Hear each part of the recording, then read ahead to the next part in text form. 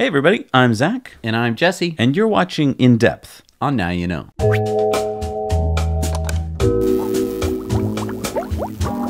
All right, so if I look tired at all, it's because I've been watching Joe Rogan's interview with Elon Musk. I had to stay up till 12:30 in the morning to start watching it, and it lasted 2.5 hours. Yeah, me too, buddy. I'm in the same boat. And I waited, and I missed it. Like, I missed the start of it by like 20 minutes, so I was 20 minutes late the whole time. Oh, yeah. So it was even later, and I was like, I was blown away by this interview. I was so amped. I was so excited. I watched the whole thing and was just like, I felt so amped, so one with the world. Afterward, could hardly sleep, finally went to sleep, woke up the next day. And then this happened, right? I mean, the visuals started hitting Elon smoking weed and the not a flamethrower, and, Elon is wielding a sword. Right. So if you hadn't watched it the night before, you'd wake up going, oh my God, he lost his marbles. Right. And that's what the FUDs have had us focus on. And let me just tell you, I mean, for the rest of the week or whatever, I was mad. In his interview, Elon says that he doesn't see humanity as a blight on the world. When he said it, I was like, wow, that's awesome. I agree. That's great. But then afterward, it's just like, I don't know. I don't care. Just like this whole thing, he smoked weed and the samurai sword. It's like watching the Teletubbies for me. For those of you who don't know, it's a baby television show for babies, for little teeny tiny kids. It's so predictable. You're not gaining anything by watching it. You can basically see from a mile away. I knew from the second that he puffed the marijuana cigarette that it was... That would be a meme the next day. That would be the talk of the town. The only thing that anyone would talk about would be that. Right. And I knew that. But it was just like, maybe it won't be. They're talking about so much other important stuff. So many other hints of things that we have not heard a peep about. I thought that maybe there'd be something. So, I don't know. It just threw me into a tailspin. I was... Yeah, I mean, Elon speaks about incredibly important topics for hours. And what's the takeaway the next day? Weed, swords, and fire. I mean, the stock, let's talk about that. It dropped the next morning by 10%, and it was like as if it was in free fall, right? And so that just fed the story. And why did the stock fall? Let's be clear. It was manipulation. It's called dumping. Have you ever heard of that before? No. We talk about it in terms of like the Chinese dumping solar panels or dumping into U.S. markets a lot. And basically, let's just boil it down to its very barest elements, right? If you and I both had a lemonade stand on opposite corners of the street, and you were selling your lemonade for, a profit, and I came along and I'm like, how can I put Jesse out of business? One of the ways I could do it would be to sell better lemonade, better advertising. But another way to do it would be to dump my product. And that would mean I would take a loss for the day. I'd sell my lemonade at like 20 cents a glass while you're selling it for $1. And no one, who's going to come to me? Everybody. Who's going to go to you? Nobody. So by the end of the day, you're out of business. You can't afford to keep sitting there. Why would I do that? You're like, well, you lost money, Zach. Yes, but now my competition's gone. That's what the shorts and the FUDs and they all did. The big oil dumped the stock and they got it to drop. How do you dump the stock? So that morning, if you look at the charts, about 1 million shares were sold at $250 a share. That's a 10% drop from the morning before, from the day before. So that's about a $25 million loss they had to take. So for $25 million, they got to go, hey, you know what? Just sell my shares this morning for $250. When it wasn't worth $250, right? And what would you do if I was selling something that was worth a whole lot more for a whole lot less? You'd run over and buy it. That's what everyone did. They ran over and buy it. I bought it that morning. I bought it for $252. Yeah. Thank you. That became the new price. And that's how they got you to tie these two stories together. Why did they do it? They did it because they can steer the narrative on the story. They know that most people will not watch or understand the whole 2.5 hours of Elon talking, right? And if they watch it and I tell you how to view it, you will then view it that way. So if I say that Elon was drunk or high or not making sense, then when you hear something about that story, you'll think, oh, Elon's unhinged or Elon's going off the deep end. What we saw for 2.5 hours, that is quintessential Elon. Right. I've watched basically every single interview, every single talk at a conference that he's done. And everywhere where he talked and it was on film, I've basically watched every single one of them, and you have too. What we got on the Joe Rogan podcast was 2.5 hours of just Elon. Exactly. It's what he likes to talk about. He talked about lots and lots and lots of things. Yeah. And we're going to get into what he talked about, but Right. let's not forget about this. They shot the podcast in LA starting at 9:30 p.m. Right. And it went for more than 2.5 hours. And this is after Elon worked all day at either building cars or building spaceships, right? You and I, we would have had a nap that day. We would have written out some note cards. Not Elon. He just doing his job. Right. And then he goes and talks to Joe. Right. Let's talk about when he was handed the marijuana cigarette. I think he made a brilliant move. Really? I think that instead of going, no, I don't smoke pot, he said, oh, I don't normally smoke pot, but I'll take a puff of that, Right. which tells Joe and all of his viewers, there's nothing wrong with this. It's legal. Right. And I mean, let's be honest here. He didn't he didn't take a drag. No, of and he that. didn't ask for more of it. No. And let's talk about this. Elon grew up bullied as a kid. And as Throw him down a flight of stairs. Exactly. Hospitalized. And as anyone knows that, when you're the nerd or the geek, as I have been, maybe you have been too, you want to impress the bullies. It's just like a psychological thing. You would love it if they would listen to you and not throw you down the stairs. And let's talk about Joe Rogan. He's one of the most badass guys out there. He's listened to by millions. He can go into any room and be the guy in the room. He's got swords on the wall. He's got, marijuana. He's got... And he's interviewed everybody. He can make anyone laugh. Right. He's the man. And he has invited Elon to talk to him. So there's a bromance going on there. Let's be honest. I mean, Joe was just wanting to impress Elon. Check out my sword, Elon. Do you want one of those clocks? I'll get it for you. And Elon was impressing Joe. It was a bromance going on. To the point where Joe says, I drive a Porsche. I love that sound it makes when I get to my gig. And Elon's like, you know what you should drive? Right. A Model S P100D. Right. And what did Joe say? Okay, Elon, tell me what to get. I'll get it. Right. Brilliant what just happened there. Right. Brilliant. Let's also talk about this. Joe's fans are now introduced to Elon. In the best way possible. In the best way. I mean, Joe can normally be quite a gruff interviewer. If he doesn't like what you're talking about, he cuts you off at the knees and he doesn't pull any punches. Right. This entire interview, Joe was on the edge of his seat, listening to whatever Elon, wherever he wanted to steer the conversation. Right. He speaks to all of Joe Rogan's fans who now are introduced to him and all of his products, all of his interplanetary talk, and love is the answer. You might say to yourself, I don't know who Joe Rogan is. I don't know why the big deal. Okay, 500,000 people were watching it live. And then the next day when I checked it, just 12 hours later, 1.7 million people had watched it. And now over 8 million people have watched it. So it's basically like a huge advertisement for just Elon. Normally, an advertisement's 30 seconds long, and you show a car, and that's your ad. Right. This was 2.5 hours long. Every product that Elon's ever talked about. Or dreamed up, yeah. And all of it, the fans are now just like, I want more of this. Right. At the end of the podcast, Joe's like, any last parting thoughts, Elon? And Elon talks about we should be nicer to one another. You should give people the benefit of the doubt. And love is the answer. Did we hear about that on any of the next day's media broadcasts? Because I've never heard a CEO go on a 2.5 hour broadcast and talk about that. To say, your last parting thing is love is the answer and we should all treat each other nicely. It's earth shattering. Yeah. I'm more bullish on Elon and Tesla now than I was ever before. Right. Because good for him talking about such amazing, important things for our humanity. Right. They were talking about important issues that matter, okay? He engaged Joe at a level that Joe could understand, but also trying to elevate the conversation. So it wasn't just a lot of talk at this low level. It was, he explained physics. He talked about what it is to be like himself. So Elon talked about what it was like to be 5 or 6 years old and realizing that he had so many ideas about things and that he was so different than everyone else and how weird he felt. Right. He thought that he was going to be sent away. Right. Because he thought that he was crazy and then everyone else wasn't crazy. I really felt for him there. And he's been going through this his whole life, and he's been trying to find ways to be liked by the bullies or the cool kids his whole life.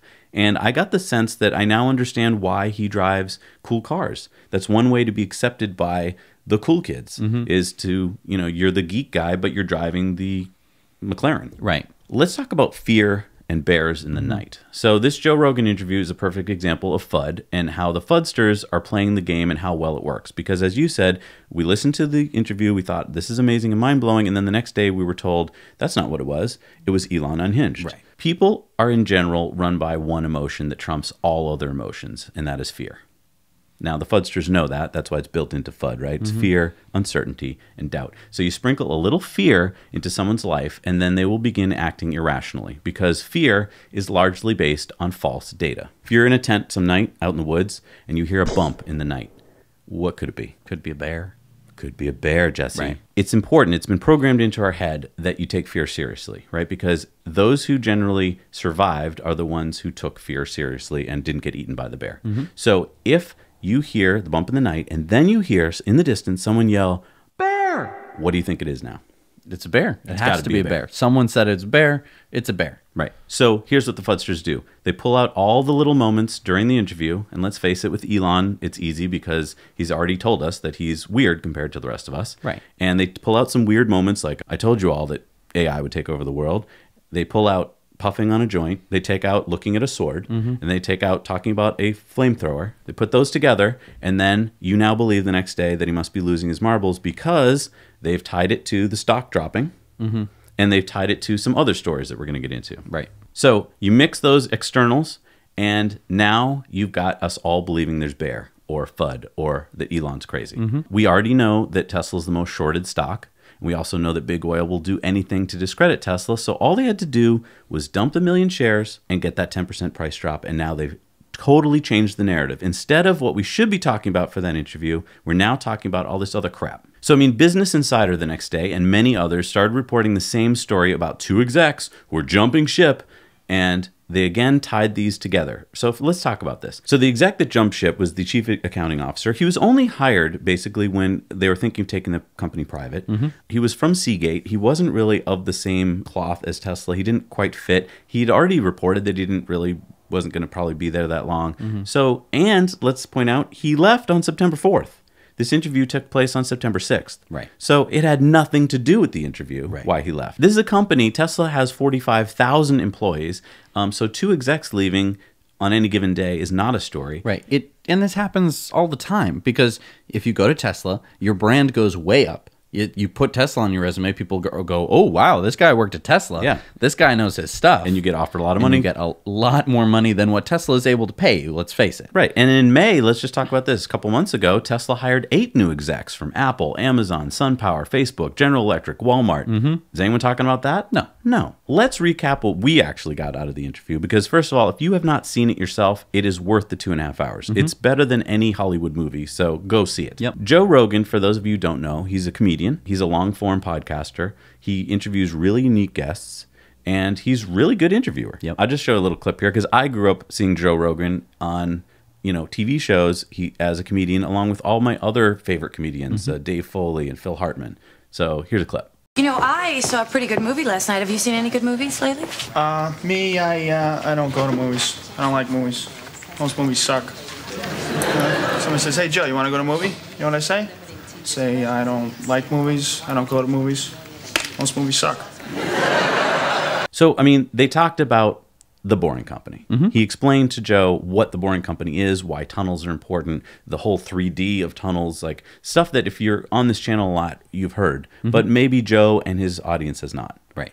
He had a great discussion with Joe about the future and dangers of AI and humanity. He had basically warned everybody. He had realized this pretty early on, some years ago, that AI was going to be unstoppable once it got started. Basically, he wanted to have oversight before there was a problem. He talked about usually there's a new technology which leads to some kind of an accident or loss of life, and then there's public backlash. Then there's an insight committee. Then there's oversight and regulations. And he said with AI, you won't get that. Have that. There's it usually takes a couple of years to get the insight committee to finalize the results, for the oversight and finally regulations. It takes years for that to happen. And with AI, it moves so quickly, you're not going to be able to do it. So He was basically saying, let's start regulating this now before it gets too crazy. And everyone was like, what are you talking about, Elon? The AI it won't ever happen. He said openly that he now has a pretty fatalistic approach, view of it, it'll happen and there's not really anything anyone can do about it. But actually he is doing something about it. He's formed a company called Neurallink, and we've reported on this, but we don't know much about what's going on inside it. And then he hinted at a big announcement that's going to come from Neurallink in a few months. which is exciting in itself. That should be... This should be the headline the next day from this podcast. Neuralink, big announcement coming. Right. Did you even hear mention of that? No. I didn't. To me, just up to that point in the interview, my mind was blown. I was just like, oh my God, this is amazing. But it went on. Right. That was just the tip of the iceberg. There's so much more that goes on in this podcast. I encourage you right now, stop watching us right now. Yeah, go watch it. Go watch it. I don't care. Don't watch past this point. Go watch the whole thing. I know it's 2.5 hours long. Go make some popcorn, get a drink, sit down, put it on your TV, whatever you want to do. Watch the whole thing. Yeah. Don't even listen to us. Right. Don't listen to anyone. Watch it for yourself. Form your own opinions. Yes, Elon's weird. He's not a typical human person who, wants to watch football and talk about women. He's not that typical man kind of guy. Just Joe even was joking with them, like, maybe you are an alien. Right. And Elon kind of joked back, like, yeah, maybe I am. Right. Like, they talked about social media and how Instagram is designed to showcase only the happiest slice of life, and that many people on Instagram who appear to be happy are not happy. Right. And I mean, great psychological insights into people. They talked about the Roadster SpaceX option. They talked about flying cars and tunnels. He talks about why flying cars he doesn't see as that viable. Obviously, he uses the drone analogy, like take a toy drone, how loud and how much air it displaces. Now picture a full-sized flying car. It would be... your neighbors would not be that cool with it, right? As he puts it. Elon talks about making an electric VTOL plane, one that would go way higher and way faster than planes today, right? And that basically it's something that he's been thinking about and working on. And that basically as battery technology gets better, that's probably something that's going to happen. Right, which is insane. Right. They talked about Autopilot. He talked about the impetus for why he wanted Autopilot. Basically, there was a cyclist that was killed by a guy driving a Model S who fell asleep on a road, ran over a cyclist, killed him. Elon had been working on an Autopilot, and for him, it felt like, damn, if only I had released this Autopilot, I could have saved his life. That cyclist would still be alive. I think that is why Tesla's the only one working on releasing new updates to Autopilot and driver assist functions at the speed that they're going, and the rest of the car industry is like, no, we're not going to do that. Exactly, because let me point this out. If you're at another car company and you put forth such a groundbreaking idea, you're going to lose your job. Right. It's a liability to say that you're going to do that. Elon is able to do that because he is in charge of the company, but no other company wants to stick their neck out that far and give the consumer something that could potentially go wrong. The reason that he did this was because he understands that on a whole, he's going to save more lives. He's going to save more lives, and he has. Yep. I mean, we've seen this time and time again of amazing accidents where you hear a beep beep, and then you're like, what is? And then there's a huge accident in front of the car. It's like, wow. They talked about the solar roof. And again, he's introducing Joe and his fans to this new concept that most of them have never heard of. And then when they're talking about the solar roof and how much electricity actually goes to cooling your house, there's a hint here now that Tesla might get into making an air conditioner. Right. And Elon basically says, I can't talk about future projects, which means it might be a future project, which again is news.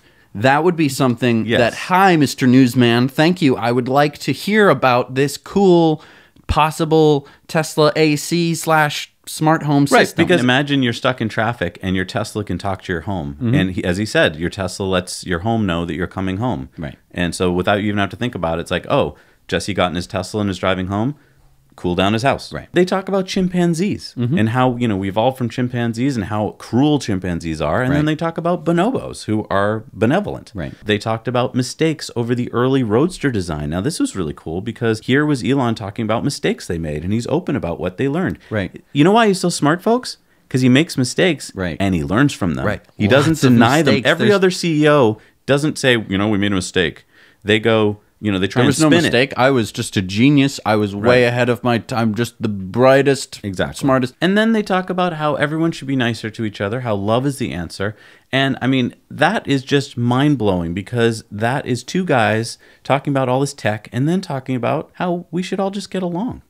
And we don't even talk about that publicly. Do you see how uncomfortable it even gets when Jesse and I get to this part of the conversation? It's weird. We don't have any stats to give you on that. How much love should there be? How much should we get along? True. It's just a concept that if we all started using every day, would change everything. Right. And that's not talked about in the news. No, it's that he puffed a blunt and that, oh, he's losing his head. We've heard love is the answer before, right? Yeah, we heard it from the Beatles. And when the Beatles said, all you need is love, they were poo-pooed by the older people in the generation. Like, what are you hippies talking about? Right. But they changed their generation and then the next generation and your generation. And they'll be changing generations for all time comes because their songs live on. And I think this is the part that really bugged me the most is that we are so lucky that Elon Musk spends his whole life basically trying to make the world better for everyone when he doesn't have to. He's so smart and he has so much money that he could just buy an island somewhere and just live out the rest of his days without the press hounding him. Right. He could just relax. He could just say, because screw everyone else. I'm just going to, chill out. Because how many other billionaires do you know of that are in the press every day? Most of them, like Jeff Bezos, you don't see their face every day because they make sure their bodyguards make sure you don't see them every day. And let's talk about this. The next day, the story is Air Force investigation into Elon because he's the CEO of a company that we launch our satellites on. Well, let's follow the logic, shall we? The Air Force flies missions on SpaceX rockets. Elon takes a drag on a marijuana cigarette on a podcast. Marijuana, although legal in California, is a federally controlled substance. Therefore, the Air Force should investigate whether Elon breached his security clearance and whether they should continue to fly their satellites on SpaceX. What the f***? Okay, I mean, first of all, let's look at who broke the story. CNBC. Surprise, surprise. Let's talk about the fact that it's a legal substance in California. That people like Steve Jobs, who was the CEO of a major corporation, used to smoke pot all the time. Right. And that Elon didn't even really... he went through the motions of it to be polite. Right. It's not like he came in there just totally stoned. Hey, dude. Oh, give me another one. Or pass the bong or something. Marijuana being illegal federally is bull. I think we can all agree on that. Yep. And then, what's nice is that Elon has a sense of humor about this whole thing. On Friday, he tweeted out, "Not easy coming up with a good cover story for an underground volcano lair, but I think it's working." Right. He is who he is. Right. Like, instead of talking about the cool stuff on this interview, all the cool stuff, we learned Elon doesn't use a phone case. Right. How else were we going to learn that? Joe got that out of him. Like, just really fun stuff. It was a fun interview. And instead, we just are told something else. So that's all people have been coming up to me about. Oh, my God. Tesla, what's going on? Stock has dropped. And I swear to I want to curb stomp people when they tell me it. It's just like, go away. Like go live your little life with your head up your I don't care. We're actually making a difference here. Model 3 is the #1 selling car in the USA. Does any of this really matter? Does it? No, nothing of this matters at all. Elon told us this was coming. We told you this a few months ago. He kept telling you it's going to get worse before it gets better. We're in the middle of the FUD storm. And I think he's totally accepted it. He's freaking surfing in this FUD storm of just being like, it's going to be rocky no matter what I do. If I disappear, they're gonna criticize me. If I go on this podcast and talk about anything, they're going to cast that in a negative light. May as well puff a blunt, make Joe feel a little bit more comfortable.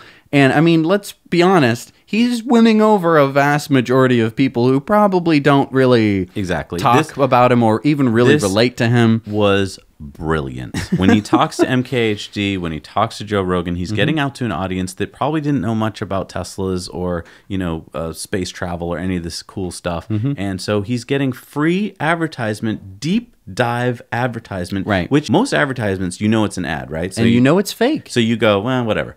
This is your idol, Joe Rogan, interviewing a guy and going, whatever you say, Elon, I believe it. Right. And so you're getting that testimonial from him. So you're going to go, wow, I need to look into this some more. Right. You don't even have to listen to us. Just go watch his interview. Yeah. Watch the whole thing. It's 2.5 hours long.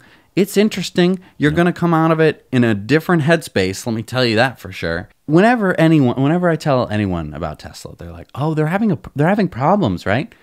Just say to them, look them square in the face and say, no, it's the #1 selling car in America. The Model 3 is quickly becoming the #1 selling car in America. Not only that, it's one of the most amazing cars you'll ever get to drive in your life. It's going to be one of the safest cars. The only reason it's not the safest car is because the Model S and X exist. Right. The cleanest car. Yeah. Quietest. Smartest. Like you name nicest to drive. You name it, it's freaking awesome. And that's why the FUDsters, when they're in their little meetings, are like, crap, they've got the best car, they've got the best space program. What can we do? What can we do? And I hope he smokes a joint tonight. Oh, he smoked a joint. Yes, he did it. And let me tell you, if he hadn't done that, they would have. The picture would have been him holding a sword, or it the would have been flamethrower. Right. I mean, those are the backups. Right. They had their backups, but this was like perfect. And if you've watched this long, since we're about to sign off, you get a little bonus here, which is if you're into the stock market and you want to make some money. This is how you make money, folks. I'm just telling you from having been invested in the stock market for decades. We know what's really going on. The rest of the people in the world don't. Right. The And stock we're picking market up stock. does not reflect it. So here's your chance to pick up on stock. Now, I'm an investor, SEC. I'm just giving some advice from an investor's point of view. Me too. But this is a perfect time, in my humble opinion, to pick up stock in a company, because I've heard this so many times from people when they look at a stock chart and they're like, oh, Amazon, if I had only gotten in sooner. Right. This is the sooner. This is your chance. And I mean, you lucked out that this kind of crap happens. Yeah. I mean, most companies do not have this level of FUD drawn against them because they're not fighting against oil industry. Right. So, you know, usually it's just a steady growth, and depending upon where you get in. Yeah. This is like we're going. You have a time machine. Everyone is talking about, oh, it's down 6% or it's up $4. Right. You're gonna thank Buy me it. Don't in a look couple at the of years. yeah. Buy the stock. Just Hold on. ride it out. It's a long hold. Yeah, I on paper lost a whole bunch of money. Am I worried? No, it's going back up because going why? Why? Because it's the #1 selling car in the U.S. and that's not going to change because it's the most fantastic vehicle I've ever gotten behind the wheel of. Yep. Thank you so much for watching this episode of In Depth. Helpful to our mental health. I know. I to, think we to unload. talk I think about we this. feel better I mean, Yeah. holy crap. So thank you so much for watching. Now you know.